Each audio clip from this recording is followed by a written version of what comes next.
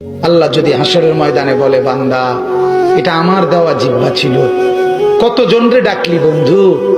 আল্লাহ যদি বলে, বান্দা আমার এই জবানে আমার নামটা কি আমি একবারও শোনার অধিকার ছিল না? আমার এই কপালটায় আজকের সারাদিনে আমি একটা সেজদাও পাওনা ছিলাম না? আমার এই কানটায় আমি আল্লাহকে একটা বারো আজানের আওয়াজটা শোনার হক আমি পাওনা ছিলাম না? কি বলবি যুবক? হ্যাঁ মুসলমান, কি বলবো?